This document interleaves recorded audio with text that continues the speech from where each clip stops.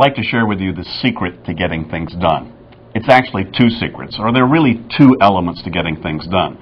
Getting Things Done was the name of my first book, and the truth is, everybody I think who's read that book or who is familiar with the Getting Things Done methodology is already getting things done. We already do that. But how do we do that? Is there some master key? I know this may sound a little simple, perhaps a little silly, but the two key elements to getting things done: first, you need to know what done means, and second, you need to know what doing looks like and where it happens.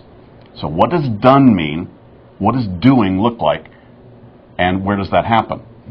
See, I often sit down when I'm coaching an executive or a professional, and I'll look at their list of commitments or their to-do list, or I'll ask them about it, and oftentimes I'll hear something in between the outcome and the action. I'll hear something about, well, we've got a change going on, or I need to get something handled, or mom. What about mom? Well, it's her birthday. But what's the outcome? What does done mean? The reason things will be pulling on your psyche, the reason things will be a potential distraction, or the things that we do need to manage and make decisions about are things that are not on cruise control. And the reason they're not on cruise control is because either the outcome that we're really committed to finish about it hasn't been fully defined yet, or we haven't parked that someplace that we trust we'll see regularly enough, or we haven't determined exactly what the next allocation of resources is that we need to do to get closure on it.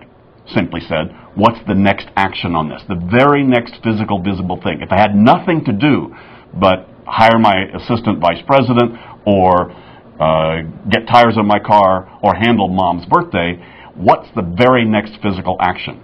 Is that a phone call? Is it an email? Is it something to talk to somebody about? Is it something to surf the web about? And those decisions are not hard to make, but oftentimes people avoid making those decisions. So they don't know really what doing looks like, and they often miss the opportunity to move things forward.